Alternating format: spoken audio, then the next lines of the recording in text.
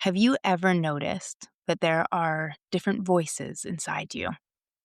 There's the voice that worries, the one that critiques, the one that replays conversations at night, the one that catastrophizes the future or ruminates on the past. There's also that part of you that feels pain, emotional pain that can flare up suddenly, grief, anger, fear, shame, loneliness. And then there's something else, a quieter presence, a deeper awareness, the part of you that can notice thoughts, that can feel the pain without becoming it, that can pause, breathe, and choose.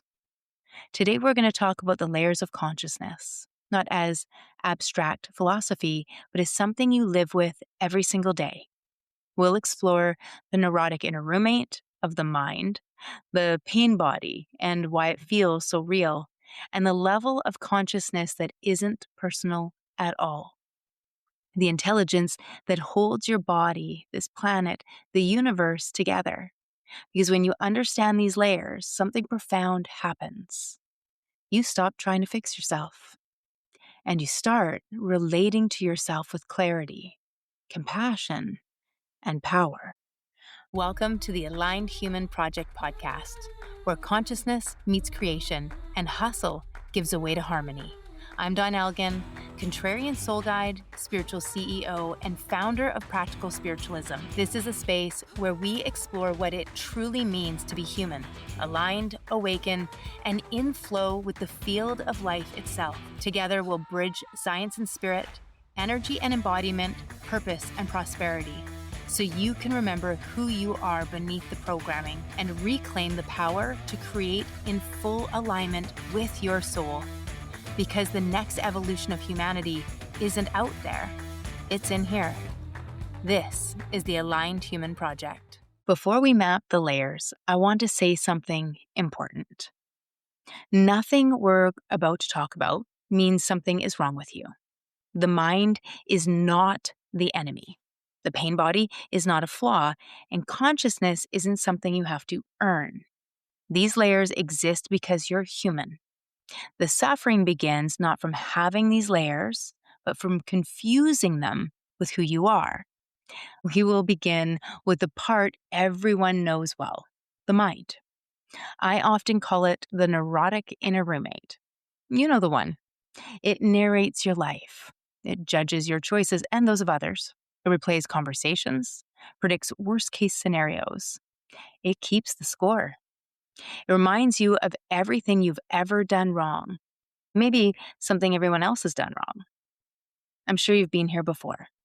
It's 3 a.m., you're exhausted, your body is tired, but your mind is wide awake. It's replaying something you said, maybe something you didn't say, something that might happen next week. And no matter how much you want it to stop, it won't. That's not because you're weak. It's because the mind's job is pattern recognition and threat detection. The mind, it lives in the past and future. It's conditioned by early experiences. It seeks certainty.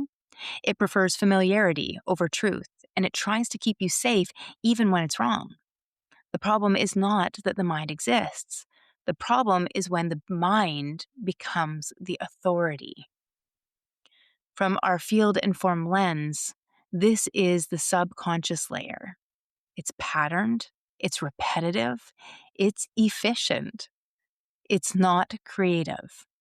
And this aligns with the law of becoming. Patterns create identity, or the law of reflection. The world mirrors your internal scripts. The mind is a tool, a brilliant one, but it is not you. Beneath the mind lives something more visceral, the pain body. This is a term used by Eckhart Tolle, but it shows up across psychology, trauma studies, and somatic work. The pain body is unprocessed emotional energy. It is stored in the nervous system, and it is activated by resonance, not logic. It's experienced as this feels overwhelming. Have you ever had that experience? You're going about your day and something small happens. Maybe it's a tone of voice, a look, a comment, and boom, you're flooded. Anger, sadness, defensiveness, collapse. Afterward, it feels disproportionate because it is. What's responding isn't the present moment, it's stored emotional memory, it's reaction. From a compassionate lens, the pain body isn't trying to hurt you, it's trying to be felt and integrated. You can think of this as just one more way that our spirit lets us know there's something wrong, something that we need to let go of. When the pain body activates, the mind scrambles for a story. You become reactive, defensive. Old identities come online and logic disappears. This is why just think positively never works. You can't logic your way out of the nervous system. From our field-informed lens, this is where the law of return comes. Pattern resurfaces for integration, or the law of power. Presence dissolves identification, or the law of dominion. Responsibility without shame.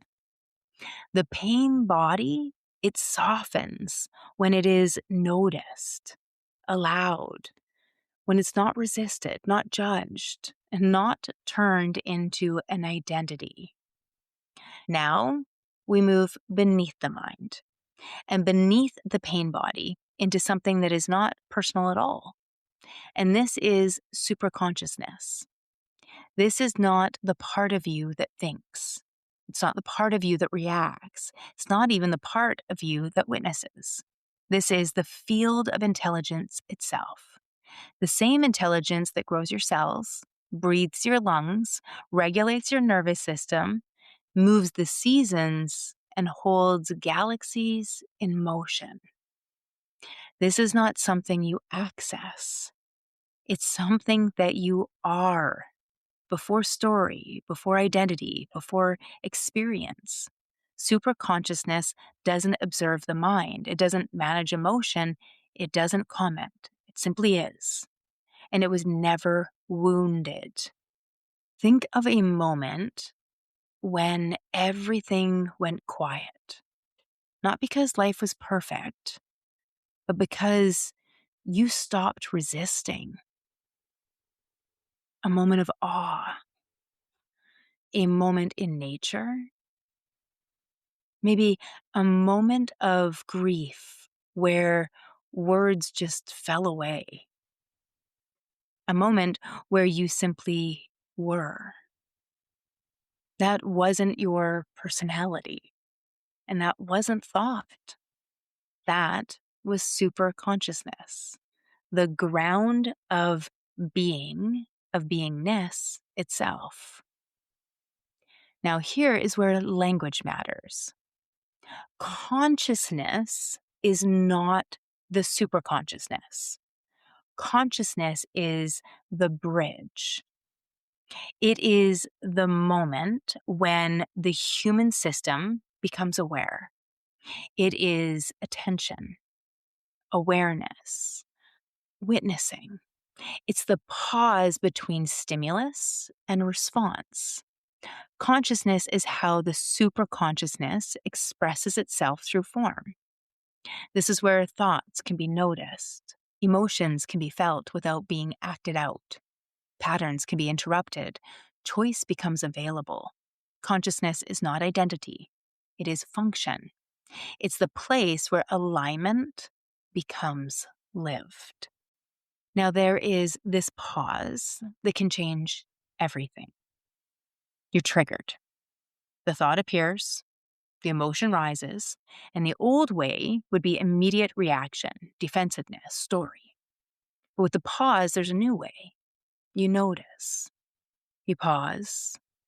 You breathe.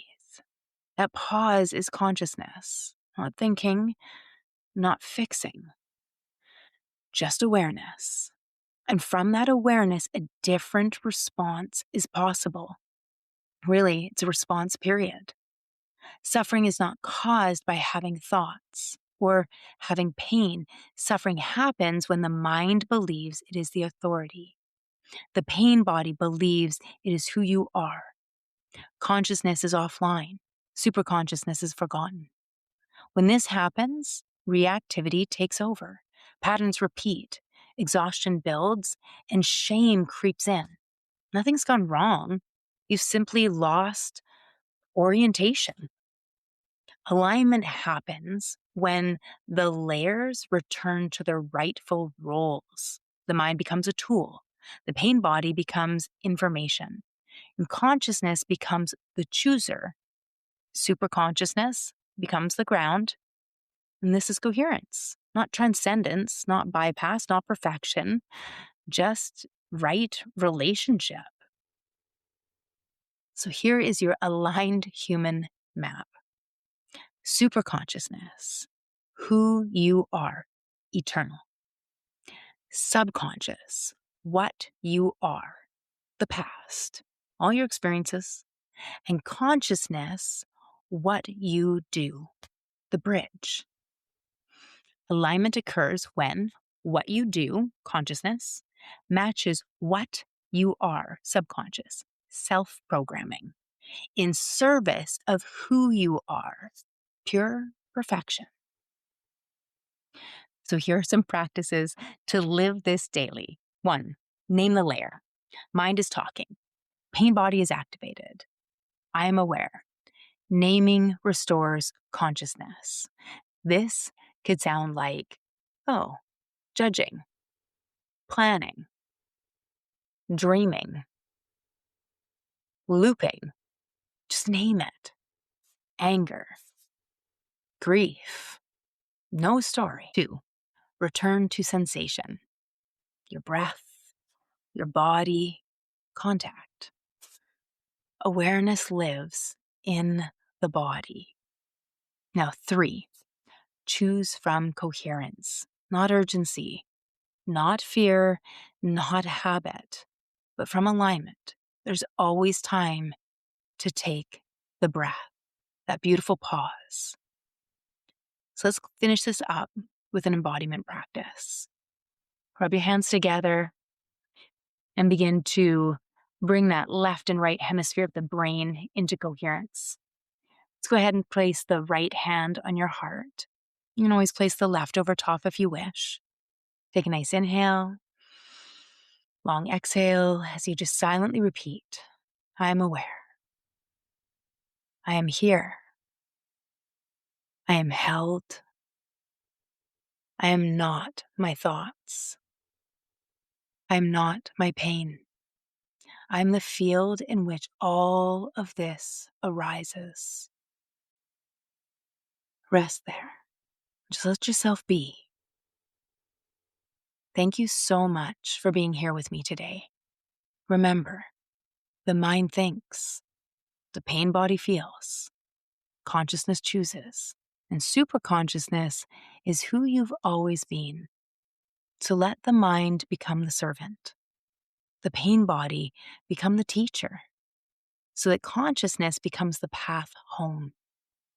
This is the path of the aligned human, and it is already alive within you. You are not here to fix yourself. You are here to remember yourself. Because when you align with your truth, everything else begins to align with you.